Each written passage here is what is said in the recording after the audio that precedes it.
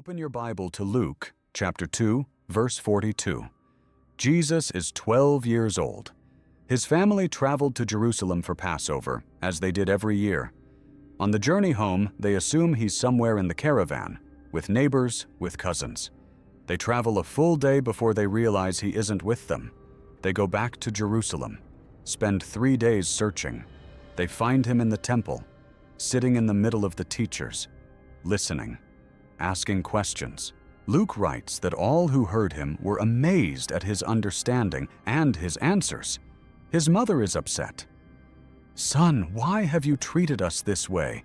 Your father and I have been searching for you in great distress." And Jesus says something remarkable, something the Greek original captures with unusual precision. "Didn't you know I had to be in my Father's house?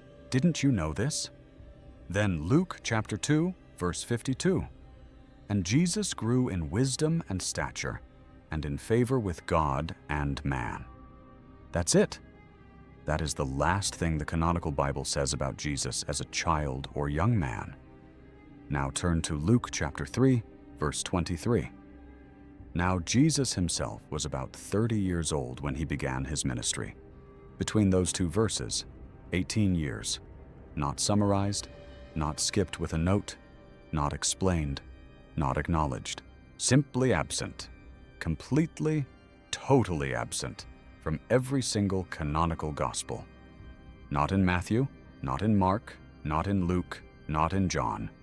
18 years of the most consequential human life in Western history. Gone. And when you ask why, the institutional church changes the subject. I taught world history at a Catholic school here in Indiana for 12 years. I taught early Christianity every semester. I covered the Council of Nicaea, the Edict of Milan, the spread of the early church across the Roman Empire. I was good at it. My students remembered the material. But here's what I didn't do. For 12 years of teaching this material, I never actually stopped and demanded an answer about those 18 years. The curriculum didn't address it. My department chair didn't bring it up. The chaplain at our school, when I finally asked him about it in my last year there, said, and I'm going to give him credit for honesty here. He said, "Nathan, the church's position is that nothing of significance happened during those years." I sat with that answer for a long time. J.J. Benítez spent 40 years trying to find out if that was true. He made 15 research trips to Israel and Jordan. He published 12 volumes of the Caballo de Troya series, the most extensive private investigation into the historical Jesus conducted in the 20th century. 9 million copies sold worldwide. And I had never heard his name until a Spanish-speaking colleague handed me a translated chapter in the teacher's lounge. I read it on my lunch break. I read it again that evening. I resigned from the school 8 months later. This video is 4 files from that investigation. 4 specific findings that Benítez documented, findings that academic scholars have independently confirmed, and that the institutional church has spent 17 centuries refusing to address. File 1, the fabricated face. File 2, the 18 missing years. File 3, 400,000 intentional errors. File 4, 52 buried gospels. Let's open the first one. Before I do, subscribe to the channel and hit the like button on this video. I know that sounds routine, but it isn't. YouTube's algorithm is what determines whether this type of content reaches people who need it or disappears into the void. The like and the subscribe are what signal to the algorithm that this investigation matters. It costs you 2 seconds. It keeps this channel alive. Do it now, and then let's get into the files. In 2001, a forensic artist named Richard Neve completed a project that should have triggered a global conversation. Neve worked at the University of Manchester's Faculty of Medicine. His field was forensic facial reconstruction, the science of rebuilding what a human face looked like from skeletal remains. He had applied this methodology to Philip II of Macedon, Alexander the Great's father, and to several other historical figures. The technique is used in criminal investigations. It stands up in court. It is established, peer-reviewed science. He applied it to Jesus. Using skull measurements from 1st-century Jewish men excavated from the Galilee region, the specific geography where Jesus was born and raised, Neve ran the forensic analysis and built a reconstruction. No imagination, no artistic license on the fundamental features, just science applied to bone. The result? A man with short, tightly curled dark hair, olive to dark brown skin, dark brown eyes, wide set, a broad, rounded face, a sturdy, compact build consistent with manual labor. The face of a first-century Semitic Jewish man from the Galilee under Roman occupation. Now, I want you to do something. Think about every image of Jesus you have encountered in your life, the painting in your church, the illustration in your childhood Bible, the figure in every film, the flannel board illustrations from Sunday school, the paintings in every Catholic school hallway I ever walked through for 12 years. Blue eyes, light skin, long, flowing, often reddish or light brown hair. Tall, aquiline features, European bone structure. Where did that image come from? It came from Byzantine artists in the 4th and 5th centuries, working in a tradition that painted sacred figures according to the aesthetics of their own world. It was refined by medieval European painters who had never seen a first-century Jewish man from the Galilee and painted what they knew: their patrons, their kings, their idealized Northern European saints. That image was reproduced, amplified, and distributed across 17 centuries of Western art, architecture, and institutional visual identity. It has no historical basis, no textual basis, no archaeological basis, no forensic basis. And here's the part I couldn't let go of. The Church has never officially corrected it. Not a papal statement. Not a pastoral letter. Not a line in the Catechism saying, "By the way, our best forensic science suggests that Jesus looked like a first-century Jewish man from the Galilee, not like a medieval European nobleman." Not even a footnote. In 1700 years of institutional documentation, not one official correction. You could argue this is cosmetic. Art is art. The theological message doesn't change based on pigment. What matters is the teaching, not the portrait. But Benítez addresses this directly, and once you see it, you can't unsee it. The physical image of Jesus is not theologically neutral. A Jesus who looks like a first-century Jewish man from Roman-occupied Galilee is a very specific kind of historical figure. He is a man from a colonized people, a people the Roman Empire considered provincial, occupied, and subordinate. His appearance would have placed him at the social and political margins of the most powerful civilization on earth. He ate with the poor, the sick, the outcast. He was executed as a criminal by a colonial power. His followers were mostly working-class people from the occupied territories. That Jesus is extraordinarily difficult to install as the universal symbol of Western institutional authority. A Jesus who looks like a medieval European aristocrat is easy. He fits the visual language of the institution. He looks like the people in charge. He looks like the ones who built the cathedrals. That's not a small thing. That's a selection. A 17th-century-long, systematically maintained selection. And the institution that made it has never been asked to answer for it in its own official voice.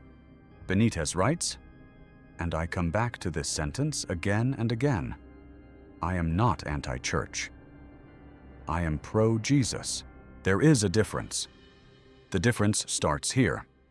A man of dark skin and short curled hair, born into an occupied territory, speaking Aramaic, eating with the marginalized, that man's message carries a specific weight of solidarity with the powerless. That weight disappears the moment you dress him in the visual language of Western power. First file. The face was fabricated. And the fabrication was never corrected because the fabrication is functional. Now let's move to the second file. This one took me longer to process. The official explanation for the 18 missing years, when you finally chase it down through the theological literature, is stated with almost breathtaking simplicity. Nothing of significance happened. Jesus was in Nazareth. He worked as a carpenter, or a stonemason, depending on how you translate the Greek word tekton, in his father's trade. He grew up. He was presumably a good Jewish young man, observing the law, attending synagogue, living an ordinary life. And then, at approximately age 30, he walked into the wilderness, was baptized by John, and emerged as the figure who would reshape Western civilization. 18 years of blank. Bart Ehrman.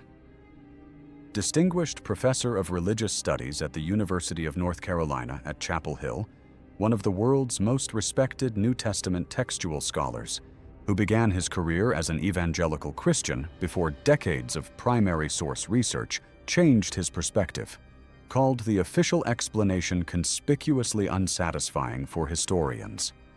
That is the most restrained sentence I have encountered in 20 years of reading biblical scholarship. Think about what we're talking about historically. This is the most consequential human life in the entire history of Western civilization, a life whose impact restructured the political, cultural, and institutional trajectory of a hemisphere for 2,000 years. Historians document everything about figures of far lesser significance. We have detailed administrative records from minor Roman provincial governors. We know what Cicero ate for dinner from his letters. We have census data from villages in Roman Egypt.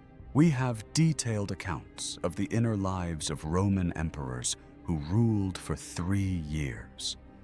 But the 18 years at the center of the life of Jesus, the formative years, the years in which a 12-year-old who amazed the scholars at the temple became the 30-year-old who would teach the Sermon on the Mount. Those years have no official account. And the institution whose entire identity is built on that life has, in 1,700 years, produced no investigation of the gap. Here's what bothers me about the timeline.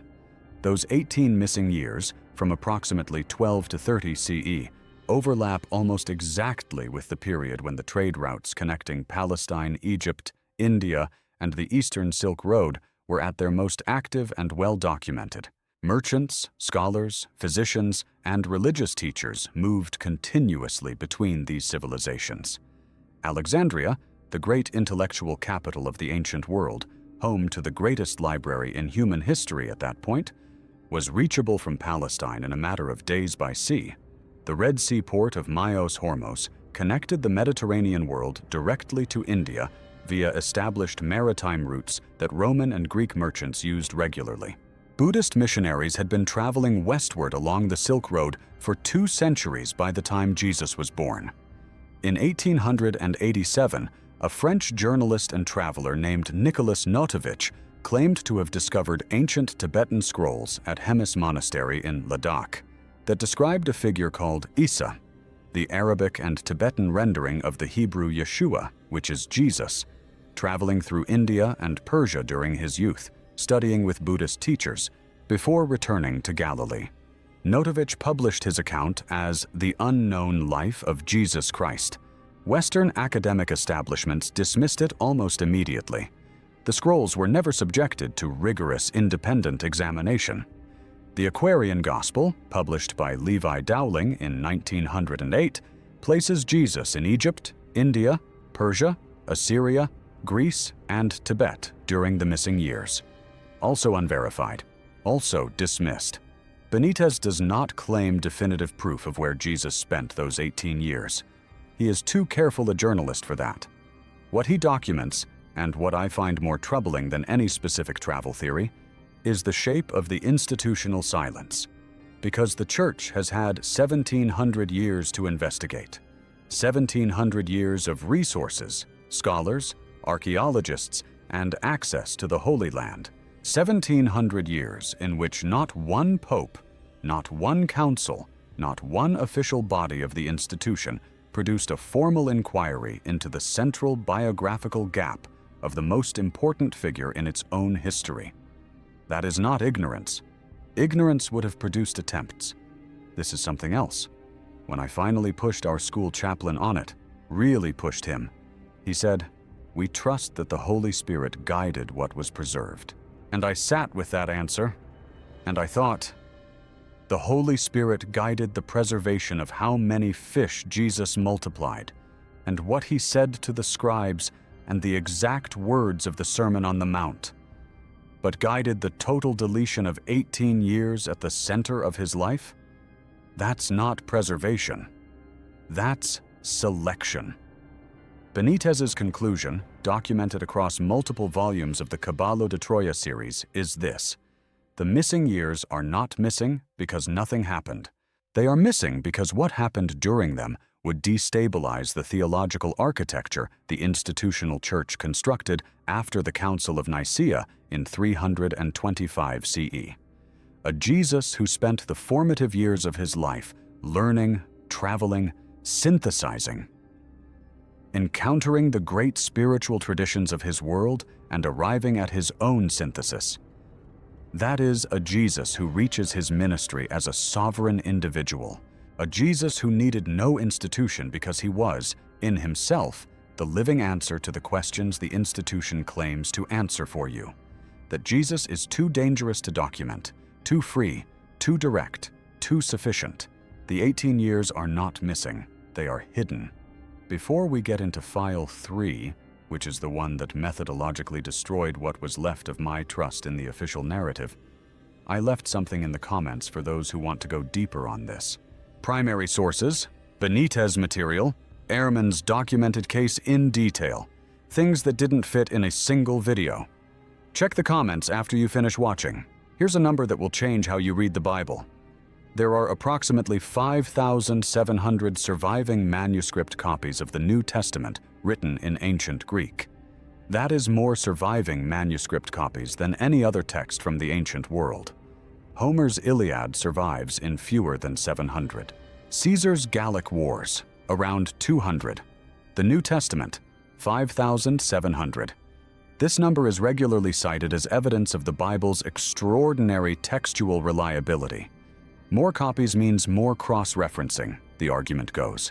More copies means we can be more confident in what the original said. Here's what that argument doesn't mention. No two of those 5,700 manuscripts are identical. Bart Ehrman, who trained as an evangelical Christian at Wheaton College, who completed his doctoral work at Princeton Theological Seminary under Bruce Metzger, one of the foremost New Testament textual scholars of the entire 20th century, spent decades analyzing these manuscripts and their variants. His 2005 book Misquoting Jesus, published by Harper One, is the most thorough popular account of what that analysis found. His conclusion? There are approximately 400,000 individual variants across the surviving New Testament manuscripts. 400,000. The entire New Testament contains approximately 138,000 words. There are more individual manuscript variants than there are words in the text. Now, the standard defense is not entirely wrong. Most of those variants are minor. Spelling differences, word order variations, synonyms used interchangeably by different scribes, the kind of errors you'd expect from centuries of manual copying across multiple languages and cultures. Scholars have long acknowledged this. It's not a secret. But then there's the other category. John chapter 7, verse 53 through chapter 8, verse 11. The woman caught in adultery. You know this story. It is one of the most famous passages in the entire New Testament. The scribes and Pharisees bring a woman before Jesus. They say she was caught in the act of adultery. The law of Moses commands that such women be stoned. What does Jesus say? He crouches down, writes something in the dirt. The text never says what, which is itself extraordinary. Then stands and says, "Let any one of you who is without sin be the first to throw a stone at her." The accusers leave one by one, oldest to youngest.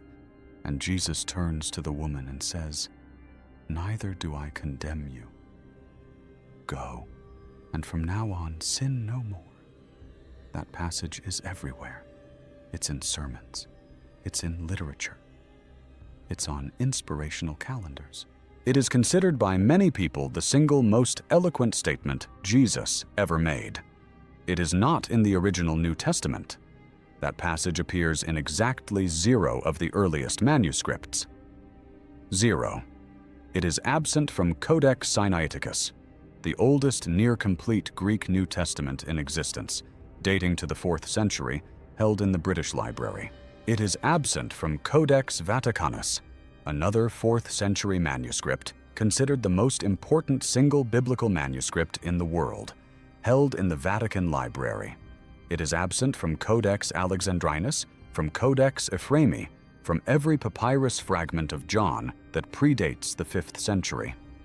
It was added by a scribe at some later point, probably with good intentions.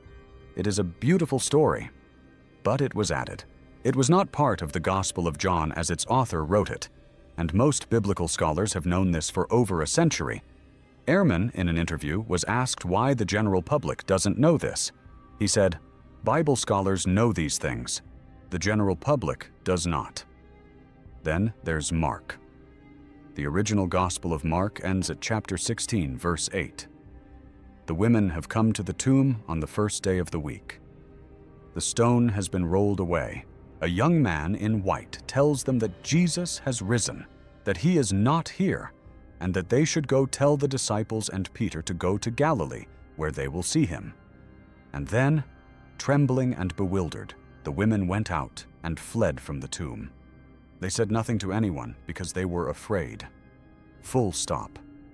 That's where the original Mark ends. Abrupt. Unresolved. No resurrection appearances. No commission to go into all the world. No promise of signs and wonders. Just fear, silence, and an empty tomb. The longer ending, Mark chapter 16, verses 9 through 20, contains Jesus appearing to Mary Magdalene, then to the disciples, commissioning them to preach the gospel to all creation, promising that believers will speak in new tongues, handle serpents, drink poison without harm. This is the passage that some churches cite as their theological foundation for dramatic religious practices involving serpents. That ending also does not appear in the earliest manuscripts. It was added. A later scribe, confronted with what felt like an uncomfortably ambiguous conclusion, wrote a different one, a tidier one, an institutionally useful one. But here's the larger point, and it's the one that took me the longest to fully understand, because the temptation is to focus on the two famous editions and conclude that the problem is confined to those two passages. It isn't. Ehrman documents that the patterns of manuscript alteration are not random, they are consistent, and consistent patterns point to consistent intent. Pattern 1. Women in leadership. Multiple manuscripts show systematic softening of passages that describe women in positions of authority in early Christian communities. Pronoun changes. Verb tense changes. Small alterations that, over multiple transmission cycles, produce a body of text in which the leadership role of women in the original movement is substantially reduced from what the earliest sources suggest. Pattern 2. Harmonizing contradictions. When two Gospels describe the same event differently, and they do repeatedly, scribes occasionally altered one Gospel to match the other. The original contradictions in the text, which tell us something real and important about the diversity of early Christian communities, were smoothed away, made more consistent, made more theologically manageable. Pattern 3. Anti-heresy reinforcement. During the 2nd and 3rd centuries, as the emerging institutional church was fighting to define orthodoxy against movements it classified as heresies, Gnosticism, Marcionism, Docetism, dozens of others, scribes altered texts to make them more explicitly aligned with the emerging orthodox positions. The alterations are small, targeted, and effective. They make the text say, slightly more clearly, what the institution needed it to say. None of this is disputed. It is documented in the manuscripts themselves, available for examination in major university libraries and online archives. The analysis has been conducted by teams of textual scholars at Oxford, Princeton, Harvard, and dozens of other institutions over more than a century. The text you hold in your hands when you open a Bible is a translation, usually of a 16th century compilation of manuscripts that do not agree with each other, that contain added passages that were not part of the original text and that show consistent patterns of alteration aligned with specific institutional interests. That is not a theological opinion. That is a documentary finding. And the institution that produced and controlled that text has never, in all its official documents, all its councils, all its encyclicals, offered its congregants a complete accounting of what was changed and why. December 1945. A farming village in Upper Egypt, near the cliffs of Jabal al-Tarif, not far from the town of Nag Hammadi. A man named Muhammad Ali al-Saman and his brothers were digging in the soft soil at the base of the cliffs, harvesting natural nitrates to use as agricultural fertilizer. Muhammad Ali's mattock struck something hard underground. He dug around it, pulled out a large sealed jar made of red earthenware, roughly a meter tall. He hesitated to break it open. Local belief in the region held that sealed jars of that type could contain spirits, jinn that would be released by the breaking of the seal. But Muhammad Ali was also a practical man who needed money. He thought, spirits or gold, both are worth finding. He smashed the jar with his mattock. Inside, 13 leather-bound codices, ancient books, papyrus pages covered in flowing Coptic script. No gold. He brought them home. His mother, seeing nothing valuable in what appeared to be old books, used some of the papyrus pages as kindling to start the cooking fire that evening. We don't know how many pages burned. We know that what survived changed biblical scholarship permanently. Those 13 codices contained 52 texts, gospels, letters, poems, philosophical and mystical texts, the complete library of an early Christian community that had sealed their books in a jar and buried them in the desert sometime around the year 367 CE. We know why they buried them. In that same year, 367 CE, Athanasius, the Bishop of Alexandria, issued his 39th festal letter. It is the first document in Christian history to list exactly the 27 books that would become the New Testament canon, and it ends with an instruction to destroy all other books in circulation among Christian communities. The community that buried those codices at Nag Hammadi did not destroy them. They wrapped them in leather, sealed them in a jar, and hid them in the desert, because they believed that what was in those pages was worth more than their safety. For 1,600 years, those texts remained in the ground. Elaine Pagels, professor of religion at Princeton University, winner of the National Book Award and the National Humanities Medal, spent her career analyzing what was in those codices.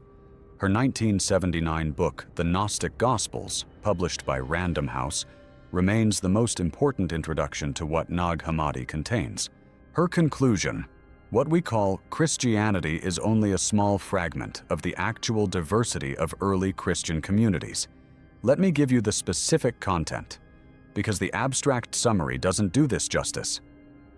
The Gospel of Thomas. 114 sayings attributed to Jesus. No narrative framework. No miracle stories. No birth account. No passion narrative. No resurrection. Just the words, presented as the secret teachings that Jesus gave to his intimate companion, Didymos Judas Thomas. Many of those 114 sayings have no parallel in the canonical Gospels. They represent teachings that were apparently circulating among early Christian communities. Communities that may have had access to sources the canonical Gospel writers did not use, or chose not to use. Saying 70. If you bring forth what is within you, what you bring forth will save you. If you do not bring forth what is within you, what you do not bring forth will destroy you. Saying 3. The kingdom is inside of you, and it is outside of you. When you come to know yourselves, then you will become known, and you will realize that it is you who are the sons of the living Father. But if you will not know yourselves, you dwell in poverty. Saying 77, I am the light that is over all things. I am all. From me all came forth, and to me all attained. Split a piece of wood. I am there. Lift up the stone, and you will find me there. That is the Jesus of Thomas, a Jesus who teaches that the kingdom of God is not a destination. It is a discovery, not somewhere you go, something you find inside yourself. A Jesus who says, the divine is not in the temple. It's not in the institution. It's in the wood you split. It's in the stone you lift. It's in you. I want to pause here and be honest about something. When I first read Saying 77, I was sitting at my desk at 11 in the evening, and I set the book down, and I didn't pick it up again for about 10 minutes, because I had been a history teacher in a Catholic institution for 12 years, and I had been told, not explicitly, but structurally, by the entire architecture of how faith was taught in that building, that you needed the institution. You needed the sacraments. You needed the clergy. You needed the authorized channel. And here was a saying attributed to Jesus, buried in a jar, almost burned as cooking fuel, that said, split a piece of wood. I'm there. That's not a theology that needs a church to administer it. And that brings me to the part that Pagels makes undeniable. Bishop Athanasius didn't suppress the Gospel of Thomas because it was a forgery. He suppressed it because of what it teaches. A Jesus who says the kingdom of God is inside you does not need a church to mediate that kingdom. He doesn't need a bishop, a pope, a sacramental system, a canon of authorized texts that only institutional officials can interpret. He doesn't need priests. He doesn't need cathedrals. He doesn't need the infrastructure of religious authority at all. That theology is fundamentally incompatible with the institutional church that emerged under the Emperor Constantine in the 4th century. That church, the church that became the official religion of the Roman Empire, needed authority. It needed hierarchy. It needed a canon it controlled, a clergy that stood between the layperson and the divine, a structure that could function as the spiritual arm of an empire. The Jesus of Thomas said, "Go directly. No intermediary required." Pagels writes, and I've read this sentence probably 50 times, the early church did not suppress these texts because they were false. It suppressed them because they presented a Jesus who taught self-knowledge over institutional authority. I want to pause on that before we continue, because I want you to hear what that actually says. The decision was not about historical accuracy. It was not about preserving the true teachings of Jesus. It was about which version of Jesus was compatible with the church as a functioning institution of imperial power. And the version that won, the version that became the Bible, the version that became orthodoxy, the version that generated 17 centuries of institutional Christianity, was not selected because it was the most historically accurate. It was selected because it was the most institutionally useful. The 52 texts that lost that selection process were ordered destroyed. A community in Upper Egypt wrapped them in leather and buried them in the ground instead. And for 1,600 years, the church's version of Jesus was the only version most people ever encountered, until a farmer cracked open a jar. Before the verdict, I want to pause for a second, because if this investigation is reaching you the way I think it is, this channel exists because there are people, a lot of people, I've found, who grew up inside a faith tradition and sensed something was missing. Not from the teaching of Jesus, from the teaching about Jesus. There is a difference. And Benítez spent 40 years across 15 research trips and 12 volumes trying to document exactly that difference. The content on this channel takes weeks of research per video. Primary sources, multiple scholars, cross-referencing with Benítez's fieldwork and academic literature. YouTube's Super Thanks feature is how viewers who find value in this work can directly support its continuation. If 4 files from this investigation have given you something, a question you hadn't asked, an archive you didn't know existed, and you want to support the next one, the Super Thanks button is right below this video. You're not a passive viewer here, you're part of this investigation, and every person who supports this channel keeps the archive open. 4 files. Let me tell you what I think they add up to. File 1. The physical image of Jesus has been systematically falsified for 17 centuries. A first-century Jewish man from the Galilee, with dark skin and short curled hair, was replaced in the institutional visual record by a medieval European figure whose appearance was compatible with Western power. The forensic science of Richard Neve at the University of Manchester made this undeniable in 2001. The institution has never officially responded. That silence is a choice. File 2. 18 consecutive years at the center of this man's life, the prime of his human development, the years in which he became who he would be, are completely absent from every canonical gospel. The official explanation is that nothing of significance happened.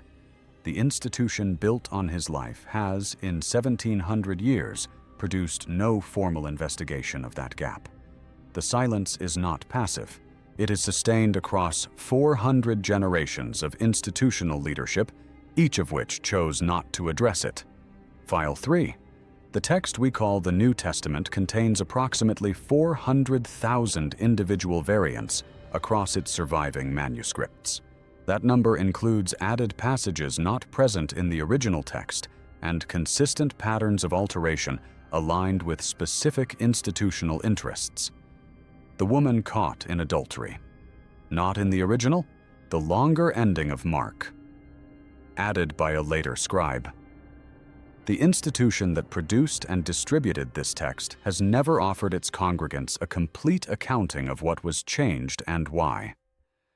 File 4. 52 texts, including Gospels containing sayings attributed directly to Jesus, were ordered destroyed by the institutional church in the 4th century. A community in Egypt refused. They buried them in a sealed jar in the desert. Those texts present a Jesus who taught direct spiritual authority. No institution, no mediator, no hierarchical system required. The church did not suppress them because they were false. It suppressed them because they were incompatible with institutional power. 4 findings, all documented, all verifiable, all currently available to anyone willing to look at the primary sources. Here's what they mean when you read them together. The Jesus the institutional church gave you is a construction, a careful, centuries-long, systematically maintained construction. The physical appearance was fabricated and maintained. The biographical gaps were preserved and protected. The text was edited toward institutional purposes, and the alterations were not disclosed. The competing versions of Jesus were ordered destroyed, and the destruction was enforced for 16 centuries. Every element of that construction served the same purpose: to produce a version of Jesus that was useful to an institution, and to make that constructed version invisible as a construction.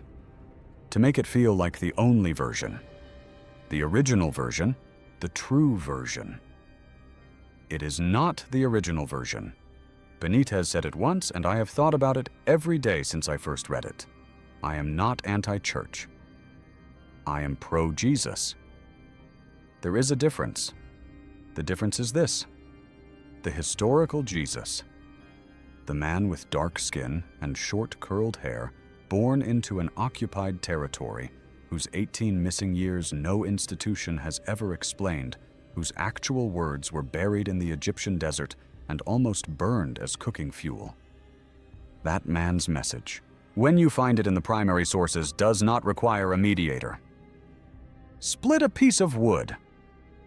I am there. Lift up the stone, and you will find me there. That is what they buried. That is what a farmer cracked open in 1945. That is what 400,000 manuscript variants and 18 silent years have spent 17 centuries making sure you never go looking for. The Jesus you were given was constructed. The Jesus in the buried jar was hidden. There is a difference. 1. Question before you go. The 400,000 variants, the added passages, the woman caught in adultery, not in the original. The longer ending of Mark, written by a later scribe. Does knowing that shake your faith? Or does it clarify something you already suspected? Because I've heard answers across a wide range from people who've come through this channel. Some said it freed them. Some said it opened a crisis that took years to work through. Some said, I always knew something was off. This just gave me the language for it. Tell me in the comments.